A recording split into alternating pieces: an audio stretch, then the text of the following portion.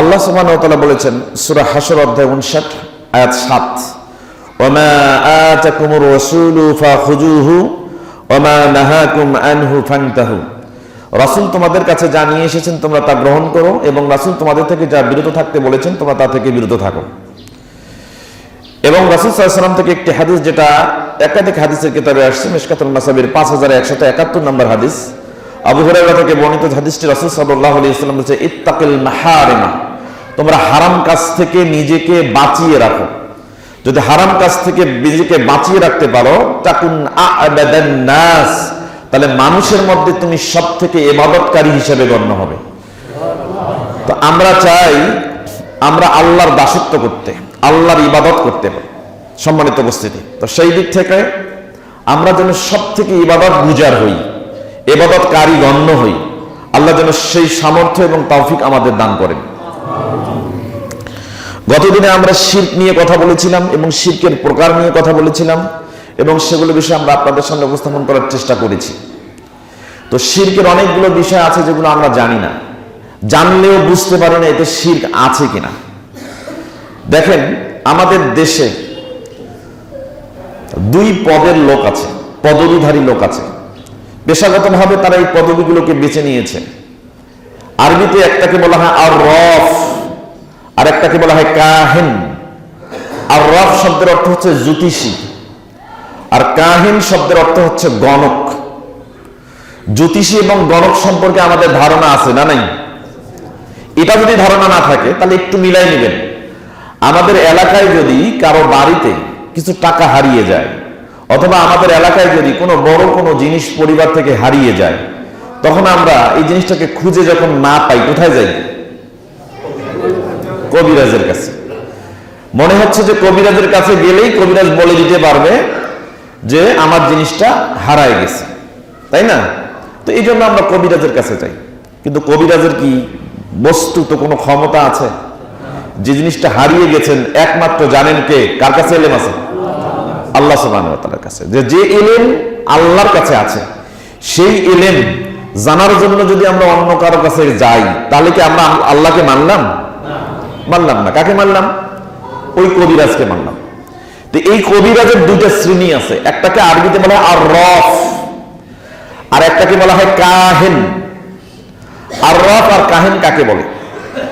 এই ব্যাপারে ইবনু কুদামা রাহিমাহুল্লাহ তার আল মুগনি নামে একটা কিতাব আছে, 14 নম্বর খণ্ডের 305 নম্বর পৃষ্ঠায় তিনি ওখানে বলছেন, শাইখুল ইসলাম ইমাম ইবনু তাইমিয়া রাহিমাহুল্লাহ তিনি বলছেন যে আর রব বলা হয় হুয়া ইসমু আমিন লিল কাহিন ওয়াল মুনাজ্জিম ওয়ার রাব্বাল।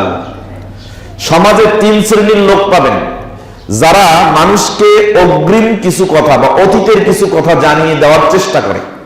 তার মধ্যে একটা হলো কাহিন, গণনা করে। এই কাহিনকে, এই ব্যাপারে ইমাম খত্তাবী রাহিমাহুল্লাহ এবং ইমাম নাওয়ী রাহিমাহুল্লাহ তিনি মুগনিল মুহতাজ 4 নম্বর খণ্ডের 120 নম্বর পৃষ্ঠার মধ্যে উল্লেখ করেছেন যে কাহিন হলো ওই ব্যক্তি আল্লাযী ইউখবিরু বিওয়াসিতাতিন নাজমি, যে আকাশের উপরে তারা আছে, তারার দিকে তাকিয়ে তারকা গণে গণে সে মানুষকে জানিয়ে দেয়। কি জানিয়ে দেয়? মিনাল মুগিবাত, অদৃশ্যের খবর, মিনাল মুগিবাতি ফিল মুস্তাকবিল, অর্থাৎ ভবিষ্যতে কি ঘটবে আপনার জীবনে, ভবিষ্যতে আপনার ভালো হবে না মন্দ হবে, এগুলো আকাশের তারা দেখে আপনাকে জানিয়ে দেয়। অথবা ওই ব্যক্তি কি করে? রুম্মান, বালু আছে, বালু চালা দেয়। আমাদের দেশে কিন্তু দেখবেন বালু, পাথর, চাল এগুলো ব্যবহার করা হয়। অনেকে বলি না আমরা চাল পড়া। চাল পড়া মানে কি?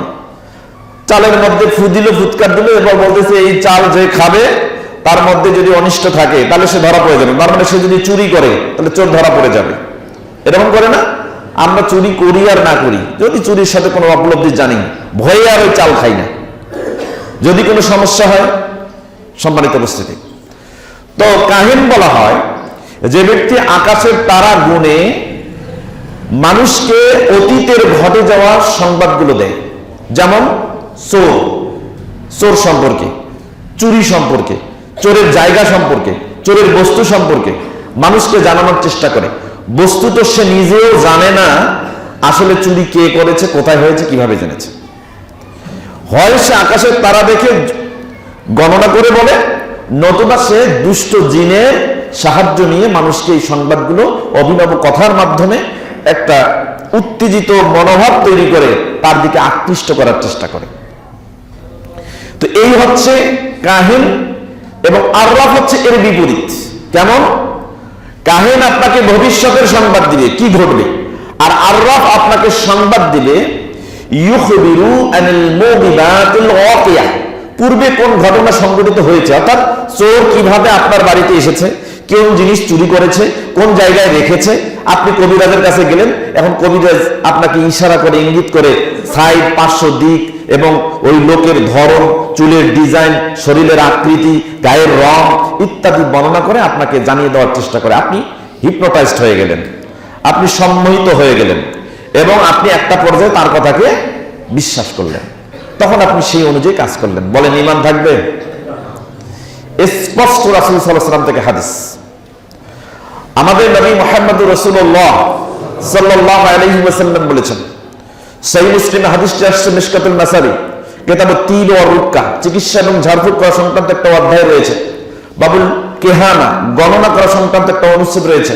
আল ফাসলুল আউয়াল, প্রথম পরিচ্ছেদের 4595 নম্বর হাদিস।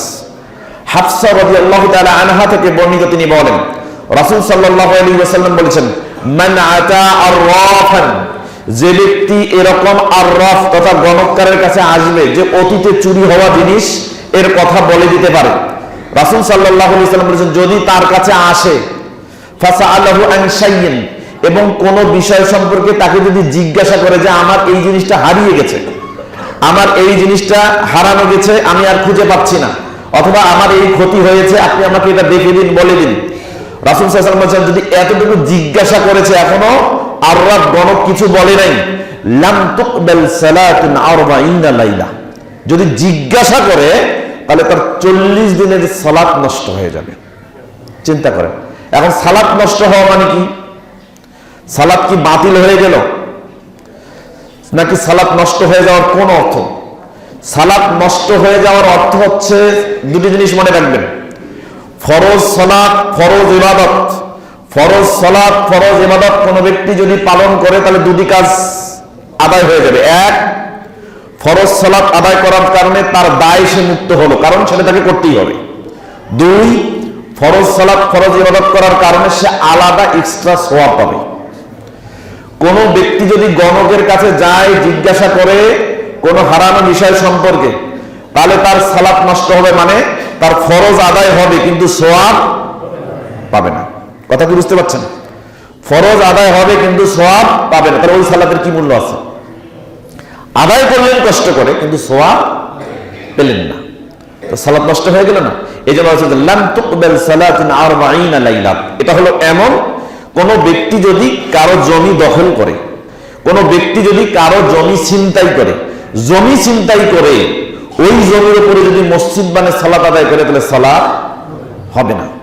তার মানে ছিনতাইকৃত, চুরিকৃত জমির উপরে কোন ব্যক্তি ছিনতাই করে, চুরি করে যদি সে ওই জমির উপরে সালাত আদায় করে, তাহলে সালাত হবে না, কিন্তু তার ফরজিয়াত থেকে সে মুক্ত হবে, তার মানে সওয়াব পাবে না। তাহলে আমরা মুমিন, আমরা মুসল্লি, আমরা 5 ওয়াক্ত সালাত আদায় করি, অথচ আমাদের বাড়িতে কোনো জিনিস হারাই গেলে, কোনো চুরি হয়ে গেলে এটা খোঁজার জন্য কোথায় যাই?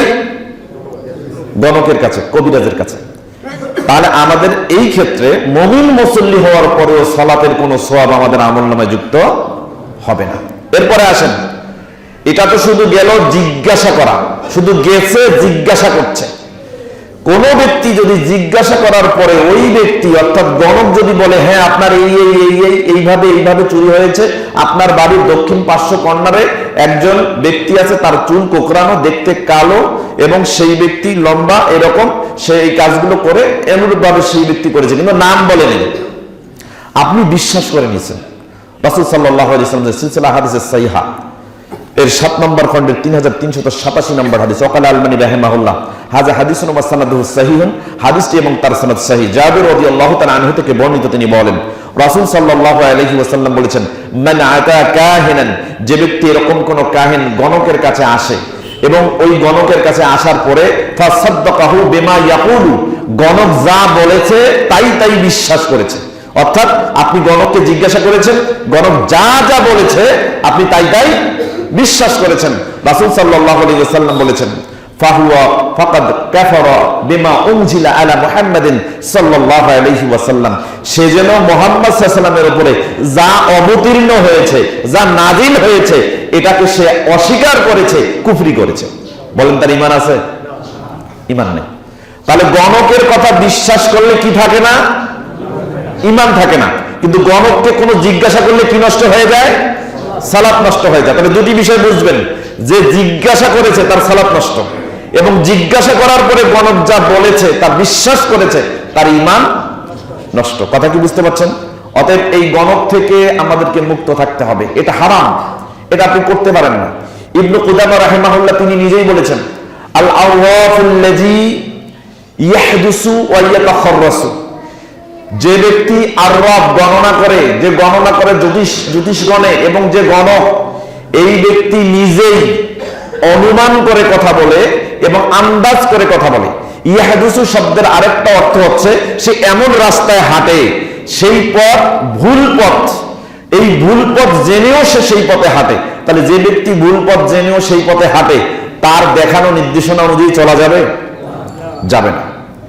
গণক হচ্ছে এইরকম ব্যক্তি, যে ব্যক্তি আন্দাজ করে অনুমান করে কথা বলে এবং সে নিজেও জানে আমি যা বলতেছি তা সত্য নয়, কিন্তু আমরা বিশ্বাস করে বসে আছি। তাহলে আমাদের প্রথমত তাকে জিজ্ঞাসা করাতে সালাত নষ্ট, দ্বিতীয়ত আমরা তার কথা বিশ্বাস করাতে আমাদের ঈমান নষ্ট। আল্লাহ সুবহানাহু ওয়া তাআলা আমাদের সালাত এবং ঈমান সম্পর্কে সচেতন হয়ে তা হেফাজত করার তৌফিক আমাদের দান করুন, সকলে বলি আমিন। 2 নম্বর বিষয়, মুমিনুন বিল কাওয়াকিব, কিছু কিছু মানুষ আছে কিছু কিছু জিনিসের প্রভাবকে বিশ্বাস করে। যেমন আমাদের দেশে হিন্দু সমাজে পূজা হয়, পূজার সময় কি হয় বলেন তো?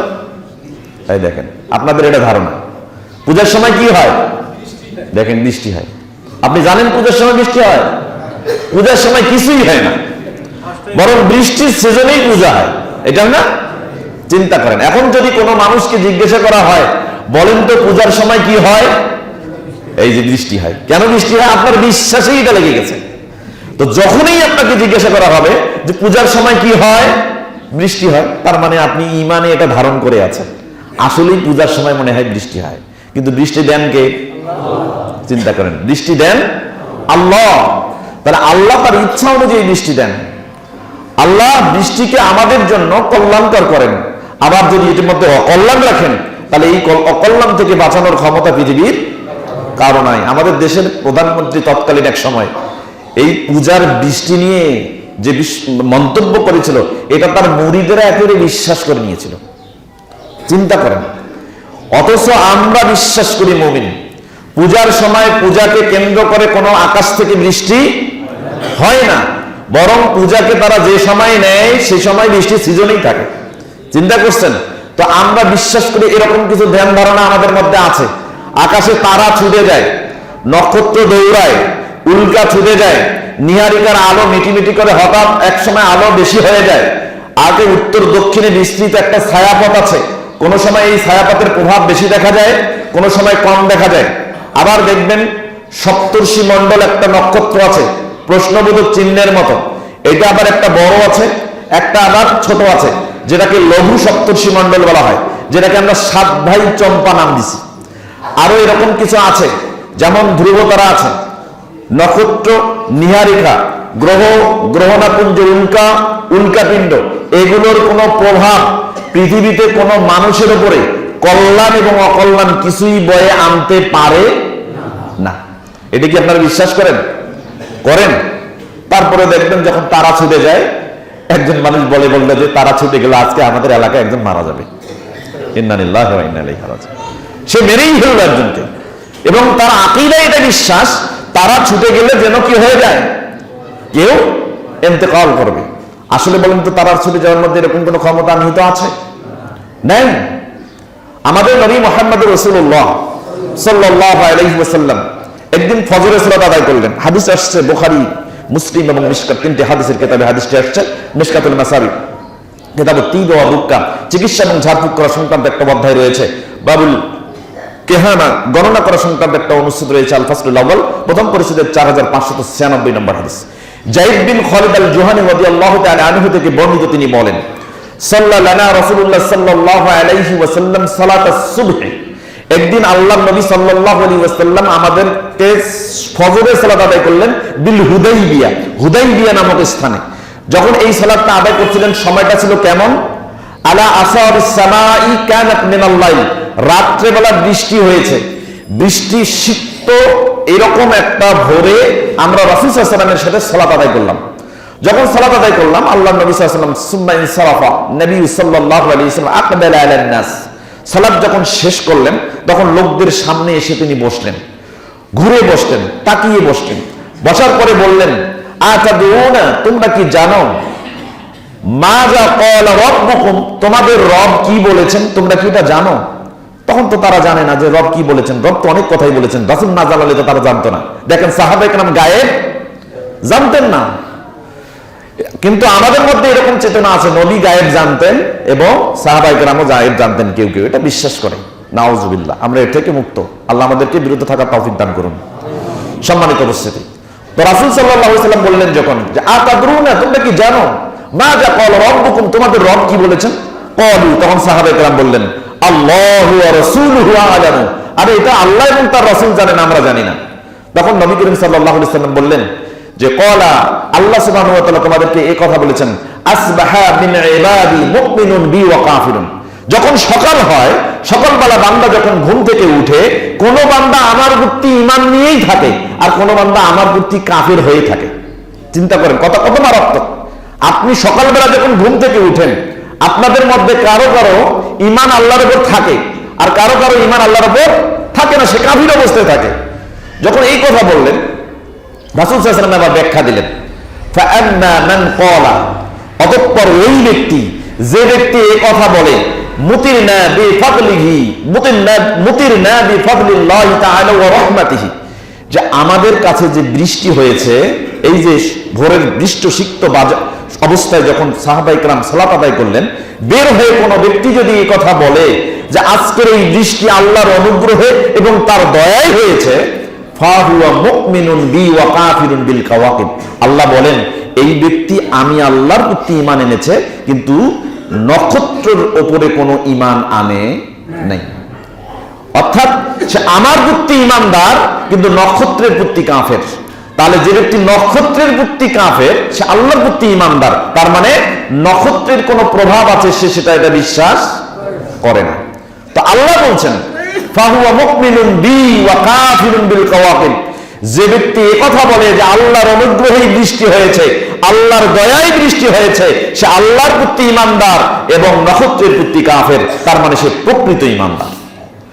বরক্ষণে বললেন ওয়া আম্মা মান ক্বালা, যে ব্যক্তি এই কথা বলে, মুতিরনা বিনাউই কাজা ওয়া কাজা, যে ব্যক্তি এই কথা বলে যে এই নক্ষত্রের প্রভাবে বৃষ্টি হয়েছে, আদম স্রোতের বৃষ্টি হয়েছে, ধ্রুবতারার কারণে বৃষ্টি হয়েছে, লঘু সপ্তর্ষি মণ্ডলের কারণে বৃষ্টি হয়েছে, ছায়াপথের কারণে বৃষ্টি হয়েছে, অমাবস্যার কারণে বৃষ্টি হয়েছে, এই চাঁদের আজকে অর্ধপূর্ণের কারণে বৃষ্টি হয়েছে, নক্ষত্র ছুটে যাওয়ার কারণে বৃষ্টি হয়েছে, যে ব্যক্তি এই কথা বলে ফাহুয়া কাফিরুন বি ওয়া মুমিনুন বিল কাওয়াকিব, সে আমি আল্লাহর প্রতি হচ্ছে কাফের আর ওই নক্ষত্রের প্রতি হলো ঈমানদার।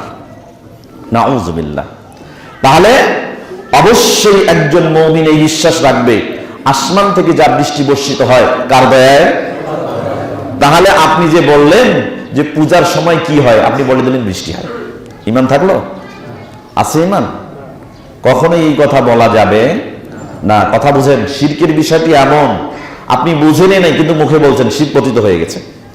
এই জন্য নবী দোয়া শিখাই দিয়েছেন, তুমি এই কথা বলো কি, আল্লাহুম্মা ইন্নী আউযু বিকা আন উশরিকা বিকা ওয়া আনা আ'লামু ওয়াস্তাগফিরুকা লিমা লা আ'লামু, আমি যে শিরক করে ফেলেছি কিন্তু আমি বুঝতে পারি নাই, আল্লাহ এই শিরকের কারণে আমি তোমার কাছে ক্ষমা প্রার্থনা করছি।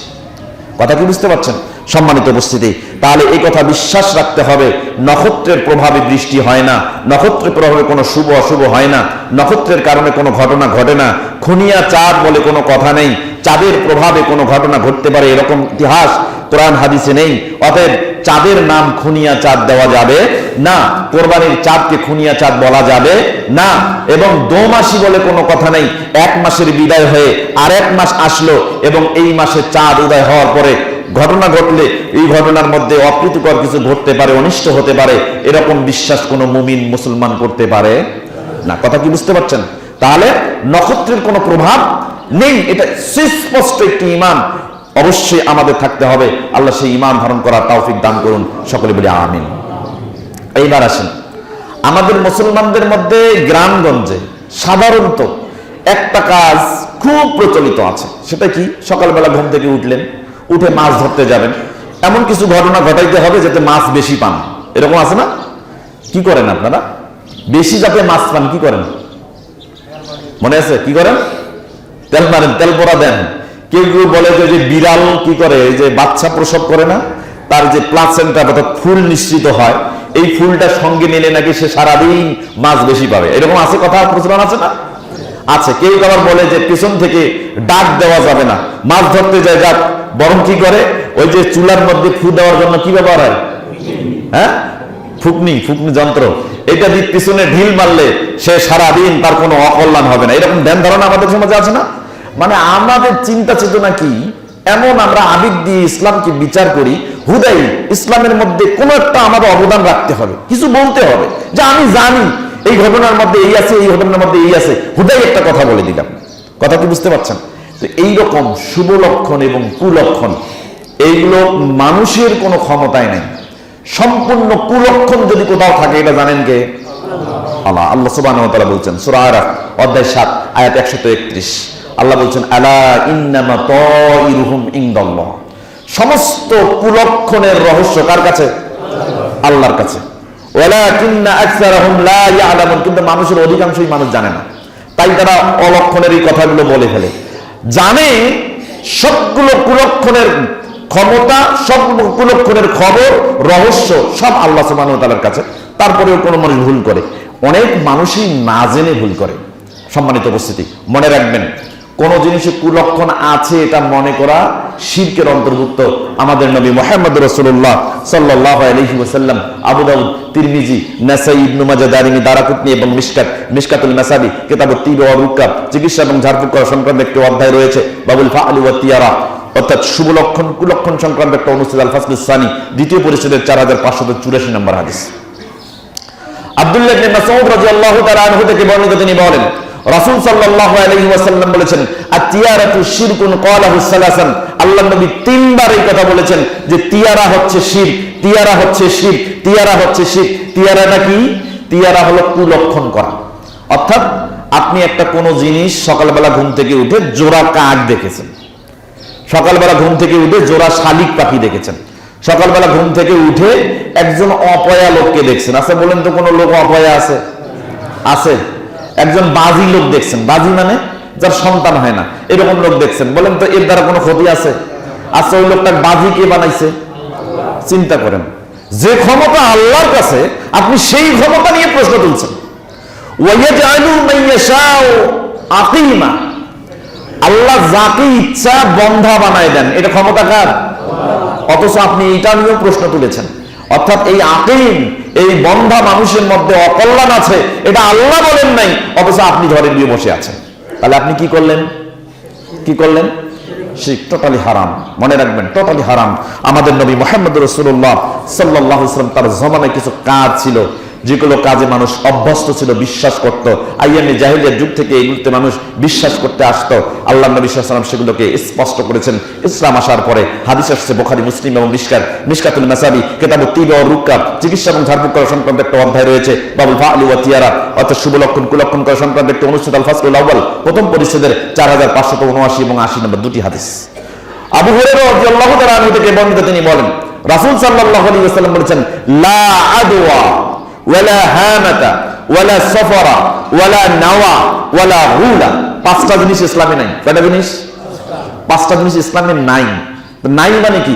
এগুলোর উপর বিশ্বাস কোনো মুমিন করতে পারে না। এক, লা আদওয়া, সংক্রামক ব্যাধি বলে কোনো রোগ নেই, কোনো ব্যাধি নেই, অর্থাৎ রোগের নিজের সংক্রমণ করার ক্ষমতা নেই। একটা রোগের কি ক্ষমতা আছে যে আপনাকে ধরেছে ওই রোগটা আমাকে ধরবে, অথবা আমাকে ধরেছে সেটা আপনাকে ধরবে? রোগ আল্লাহ যাকে চান তারই হবে। আল্লাহ যদি না চান, ইচ্ছা না করেন, কারো হবে? করোনা ভাইরাসের সময় আমরা এটা দেখেছি, এটা নিয়ে আমরা খোলাসা করেছি। এরকম বিভিন্ন রকম মহামারী আসে, আমরা স্পষ্ট করেছি। একটা ভাইরাসের ক্ষমতা নেই, একটা ভাইরাসের ক্ষমতা নাই যে এই ভাইরাসটা সবাইকে আক্রমণ করবে। যার তাকদীরে আছে, যার কপালে লেখা আছে, সে ছাড়া এই ভাইরাস কাউকে আক্রমণ করতে পারে না। তাহলে এটা কার কাছে? আল্লাহর কাছে নিয়ন্ত্রিত। তাহলে এই ভাইরাসের কোনো ক্ষমতা নেই। অতএব সংক্রামক ব্যাধি বলে কোনো কথা ইসলামে নেই। আল্লাহ যদি চান একটা ভাইরাস দিয়ে পৃথিবীর সব মানুষকে আক্রান্ত করতে পারেন। একটা জায়গায় তিনি ভাইরাস দিয়ে ওই এলাকার মানুষকে আবদ্ধ করে রাখতে পারেন। এজন্য এগুলোর ইতিহাস আছে, হাদিসে স্পষ্ট বর্ণিত রয়েছে। যে এলাকায় আক্রান্ত হয় ওই এলাকার লোক বাইরে যাবে না, বাইরের লোক ওই এলাকায় যাইতে পারবে না। এগুলো নিয়ম নীতি আল্লাহ সুবহানাহু ওয়া তাআলা বিশ্বনবী মুহাম্মদুর রাসূলুল্লাহ সাল্লাল্লাহু আলাইহি ওয়াসাল্লামের মাধ্যমে আমাদেরকে জানিয়ে দিয়েছেন। কিন্তু রোগের নিজস্ব কোনো ক্ষমতা কাউকে আক্রমণ করার নেই। এটা আল্লাহ নবী বলেছেন, লা আদওয়া ওয়ালা হামাতা। ভোরবেলা ঘুম থেকে ওঠার আগে আপনি দেখবেন পেঁচা ডাকে। কিছু পাখি আছে যে আমার অন্যরকম একটা ভয়ঙ্কর আওয়াজ করে। তো আমরা মনে করি কি, হঠাৎ ঘুম থেকে ভেঙে উঠে যদি পেঁচার আওয়াজ শোনেন, তখন মনে করেন যে না, আজ জানি কি অলক্ষণ হয়ে যায়। ভোরবেলা ঘুম থেকে উঠলে কাকের আওয়াজ শুনলেন, 1000 কাক চিল্লাচ্ছে। কি হইলো? সেই দিন এক লোক বলতেছে, জানেন আমার নানা যখন মারা যায় আমি টের পাইছি। কেমনে? কয় একদিন আগে টের পাইছি। কিভাবে টের পাইছেন? কয় আমার নানা যখন মারা যায় অসুস্থ, প্রথম দিন মনে হয় যে 500 কাক চিল্লাইছে। যেদিন সকালবেলা ভোরবেলা মারা গেল, বিশ্বাস করবেন না, 500 কাকের সাথে আরো 500 কাক যোগ দিয়ে 1000 কাক চিল্লাচিল্লি শুরু করে দিচ্ছে। তার মানে বিশ্বাস করছে এবার আমার নানা শেষ। আমি বললাম যে নাউযুবিল্লাহ, আপনি আস্তাগফিরুল্লাহ পড়েন। কাক চিল্লানোর মধ্যে আপনার নানার মৃত্যুর কোনো সম্পর্ক নেই। মৃত্যু যখনই হবে, মৃত্যুর জন্য একটা স্পেসিফিক টাইম দেওয়া আছে, লা ইয়াদুক ওয়ালা তাদিক, যে টাইমটা আপনি অতিক্রম করতে পারবেন না এবং ওই সময়টা আপনাকে পারবে না। মৃত্যুর এই ক্ষমতা নাই। মৃত্যু যখনই তখনই, কার ইচ্ছায়? আল্লাহ সুবহানাহু ওয়া তাআলার ইচ্ছায়। আপনি এখানে আছেন, অথচ মৃত্যু হবে আপনার কক্সবাজারে। জীবনেও কল্পনা করেন নাই। আমি আশ্চর্য হয়ে গেল এই ব্যক্তির জন্য, যে ব্যক্তি আমাদের এলাকায়, এই যে বাসা আপনার দক্ষিণ মৌভাষা, জীবনেও ঢাকা যায় নাই। আমি অবাক হয়ে গেছি সেই দিন, জীবনেও ঢাকা যায় নাই। তার বয়স ছিল প্রায় 60 এর উপরে। 60 বছরের উপরে একজন বৃদ্ধ মানুষ ছেলেদের ডাকে ঢাকা গেল, গিয়ে নেমেই ট্রাকের সাথে অ্যাক্সিডেন্ট হয়ে মারা গেল। চিন্তা করছেন? আল্লাহ নবী সাল্লাল্লাহু আলাইহি সাল্লাম বলেছেন, সিলসিলা হাদিস সাহিহ 1221 নম্বর হাদিস, রাসূল সাল্লাল্লাহু আলাইহি সাল্লাম, ইজা আরাদাল্লাহু কজ্জা আবদিন বিআরজিন জাআলা লাহু ফিহা হাজাতুন। আল্লাহ নবী বলেছেন, আল্লাহ যদি কোনো ব্যক্তির মৃত্যু কোনো স্থানে রাখেন, তো এই স্থানে যাওয়ার জন্য তাকে একটা প্রয়োজন দিয়ে দিবেন এবং সে সেই প্রয়োজন অনুযায়ী সেই জায়গায় যাবে এবং সেখানেই তার মৃত্যু হবে। আল্লাহু আকবার। চিন্তা করছেন আপনি? যার মৃত্যু যেখানেই, সেখানে আল্লাহ তাকে প্রয়োজন করে দিবে যাওয়ার জন্য, সে যাবে এবং সেখানেই তার মৃত্যু ঘটবে। তাহলে এই মৃত্যু নিয়ে কোনো কমেন্ট করা যাবে না, কোনো মন্তব্য করা যাবে না। এই কারণে মৃত্যু হয়, কাকের ডাকে মৃত্যু হয়, কাকের ডাকে অনিষ্ট হয়, এগুলো অবশ্যই কুলক্ষণ। এই কুলক্ষণে বিশ্বাস করা যাবে না। জাহেলিয়ার যুগে পেঁচা ডাকলে অলক্ষণ হতো, কুলক্ষণ হতো, এটা মানুষেরা বিশ্বাস করত। আল্লাহ নবী ইসলাম আসার পরে বললেন, লা ওয়ালা হামাতা, অর্থাৎ পেঁচার ডাকে কুলক্ষণ হয়, এ কথা ইসলামে নেই। ওয়ালা সফরা, সফর মাস আসলে, ওই যে আপনারা বিশ্বাস করেন না দোমাসি বিশ্বাস করেন না, এরকম সফর মাস বিশ্বাস করতো আইয়ামে জাহেলিয়ার যুগে। সফর মাস আসলে অকল্যাণ হবে, তাই তারা সফর মাসে সতর্ক থাকার চেষ্টা করতো। আল্লাহ নবী এসে বললেন ইসলাম আসার পরে যে ওয়ালা সফরা, সফর মাসে অকল্যাণ হয়, এই কথা ইসলামে নেই। ওয়ালা নাওয়া, আপনারা নক্ষত্র হিসাব করেন, তারা ছুটে গেছে মানে আজকে একজন ব্যক্তি মৃত্যুবরণ করবে, এটা জাহেলিয়া যুগের চিন্তা ভাবনা। আল্লাহ নবী বলছেন ওয়ালা নাওয়া, নক্ষত্রের প্রভাবে কোনো কল্যাণ হয়, নক্ষত্রের প্রভাবে কোনো অকল্যাণ হয়, এই কথা ইসলামে নেই। অতএব নক্ষত্রের কোনো ক্ষমতা নেই। ওয়ালা গুলা, আমাদের দেশে ভূত বিশ্বাস করেন, করেন না? ভূত বিশ্বাস করেন না? সেই দিন আপনাদের এই যে মৌভাষার এই আপনাদের মসজিদ এই জামাতের এই একজন মুসল্লি গেছে, তার মেয়েকে মাসান ধরছে। আমি বললাম যে এতদিন শুনলাম জিনে ধরে, আপনার মেয়েকে মাসান ধরলো কে? কয় যে আমার বাড়ির পাশে নদী আছে, ওই নদীতে আমার দাদার বাপ সে বলি গেছে একটা মাসান আছে। আমি বললাম মাসান কেমন হয়? ওই এটা শুনি নাই, তবে জানি পানির মধ্যে থাকে মাসান। চিন্তা করছেন, সব মিথ্যা কথা। এই মিথ্যা বিশ্বাসগুলো আমাদের হৃদয়ে গেঁথে গেছে, ইমানের সাথে এগুলো আমাদের অ্যাডজাস্ট হয়ে গেছে। আমরা মনে করি এগুলো নিয়ে বিশ্বাস করে চলাটাই মনে হয় ইমান। চিন্তা করেন, আসলে মাসান বলে কোনো কথা ইসলামে নেই, ভূত বলে কোনো কথা ইসলামে, পেত্তানি বলে কোনো কথা ইসলামে। আচ্ছা বলেন তো, ভূত, মাসান, পেত্তানি এগুলো যদি থাকতো জিনদের মধ্যে থাকতো, তা নবী কি এগুলো ক্লাসিফিকেশন করে দিতেন না? নাম বলে দিতেন না? সালাফরা এগুলো বলতেন না? কিতাবের মধ্যে থাকতো না? হাদিস কোরআনের মধ্যে ব্যাখ্যার মধ্যে থাকতো না? আছে? কেউ পড়েছেন? কোন হুজুর বলেছে? আজ পর্যন্ত কারো কাছে শুনেছেন? কোন কিতাবে পেয়েছেন? নাই। রাসূল স্পষ্ট 1450 বছর আগে বলেছেন, ওয়ালা গুলা, ভূত, প্রেত, পেত্তানি, মাসান, কালা মাসান, ধলা মাসান, কত প্রকারের, এগুলো একটাও ইসলামে নেই। এগুলো কোনো কথাই নেই ইসলামে, অথচ আপনারা বিশ্বাস করে বসে আছেন। আশ্চর্য ব্যাপার, ছেলেকে ধরে মাসান আর মেয়েকে ধরে কি? আরে মেয়েকে ধরে মাসান, ছেলেকে ধরে কি? হ্যাঁ, পরি। ওরে আল্লাহ, এটা তো বলিই নেই আমি, পরি। আমি তো জানি পেত্তানি ধরে, তাই না? তাহলে ভূত, প্রেত, পেত্তানি, মাসান, পরি, এগুলো কথা ইসলামে না। এগুলোর উপরে বিশ্বাস স্থাপন করা যাবে না, এগুলো ইসলামে নাই। ইমান আপনার এইভাবেই অটুট রাখতে হবে। এই কথাগুলো ইসলামে নাই, নবী বলেছেন, অতএব এগুলোর উপর কোনো বিশ্বাস স্থাপন করা যাবে না। কবিরাজ যখন আপনাকে বলে যে আপনার মেয়েকে মাসান ধরেছে, আপনি কেন বিশ্বাস করলেন? কেন করলেন? হ্যাঁ, মানুষ এবং জিনের মধ্যে শয়তান আছে। বন্ধ করিন, একটা জিন আপনার সাথে আছে, সে আপনার অনিষ্ট করতে পারে। জিনদের মধ্যে দুষ্ট জিন আছে যে আপনার অনিষ্ট করতে পারে। এই অনিষ্ট থেকে বাঁচার জন্য কিছু আমল আছে, সেগুলো আপনি করেন, সেগুলো লক্ষণ আছে, সেই লক্ষণ দিয়ে বোঝা যায়, সেই লক্ষণ অনুযায়ী তাদের উপরে আপনি আমল যে করে তাদেরকে প্রতিহত করতে পারবেন। কিন্তু আসলে ইসলামে যেগুলো নাই সেগুলো বিশ্বাস করা যাবে না। কথা কি বুঝতে পারছেন? তাহলে ইসলামে এই 5টা বিষয় নাই। আমরা এই 5টা বিষয় সজাগ থাকবো, আমাদের ইমান যেন অটুট থাকে। যে কথাগুলো ইসলামে নাই সেগুলো আমরা কখনো বিশ্বাস করব না। তবে মনে রাখবেন, কুলক্ষণের মধ্যেও কিছু শুভ লক্ষণ আছে, আছে না? শুভ লক্ষণ আল্লাহ নবী সাল্লাল্লাহু আলাইহি ওয়াসাল্লাম একদিন বললেন, হাদিসটা আসছে বুখারী মুসলিমে, মিশকাতুল মাসাবি, কিতাবুত তিব ওয়া রুকা, চিকিৎসা এবং ঝাড়ফুঁক করা সংক্রান্ত একটা অধ্যায় রয়েছে। বাবুল ফাআল ওয়া তিয়ারা, শুভ লক্ষণ কুলক্ষণ করা সংক্রান্ত একটা অনুচ্ছেদ রয়েছে। আল ফাসলুল আউয়াল, প্রথম পরিচ্ছেদ 4579 নম্বর হাদিস। আবু হুরায়রা রাদিয়াল্লাহু তাআলা আনহু থেকে বর্ণিত, তিনি বলেন, রাসূল সাল্লাল্লাহু আলাইহি ওয়াসাল্লাম বলেছেন, লা তিয়ারাতা, কোনো কুলক্ষণ নেই, কোনো কুলক্ষণ নেই। ও খায়রুল ফাআল, তবে কুলক্ষণ মানুষ যেগুলো করে তার মধ্যে ফালটা হচ্ছে উত্তম। ফালটা হচ্ছে কি? উত্তম। তখন সাহাবায়ে কেরাম বললেন, অমাল ফাল ইয়া রাসূলুল্লাহ, আল্লাহর নবী ফালটা কি? ফালটা কি? তখন তিনি বললেন, আল কালিমাতুস সলিহা, কিছু ভালো কথা।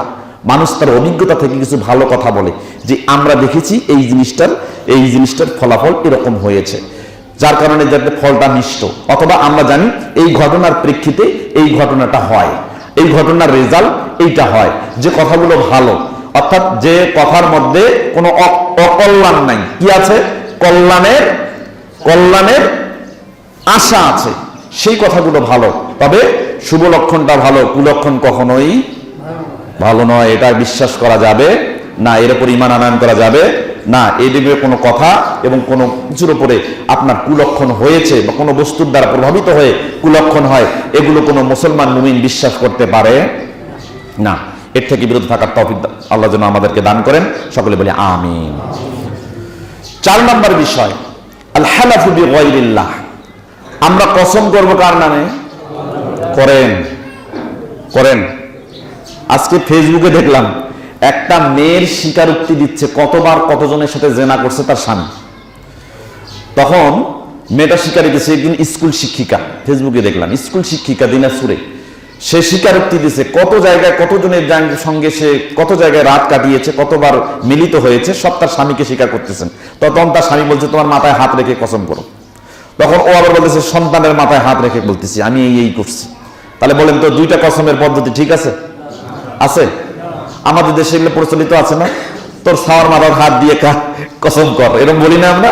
রেগে গেলাম, তোর সওয়ার হাতে বা তোর সওয়ার মাথায় হাত রেখে কসম করো। বাচ্চার মাথায় হাত রেখে কসম করা, স্বামীর মাথায় হাত রেখে কসম করা, মানুষের কসম করা, অর্থাৎ জিনের কসম করা, ভূতের কসম করা, তারপরে হচ্ছে বস্তুর কসম করা, প্রাণীর কসম করা, আসমানের কসম করা, সূর্যের কসম করা, যত কসম আল্লাহকে ছাড়া যত কসম করবেন, যত কসম অন্য কোন সৃষ্টির নামে হবে, সবগুলো হবে কুফর এবং শিরক। কুফর এবং শিরক। তিরমিজিতে হাদিস আসছে, মিশকাতুল মাসাবি কিতাবুল আইমানি ওয়ান নুজুর, অর্থাৎ কসম করা, মানত করা সংক্রান্ত একটা অধ্যায় রয়েছে আল ফাসলুস সানি, দ্বিতীয় পরিচ্ছেদের 3419 নম্বর হাদিস।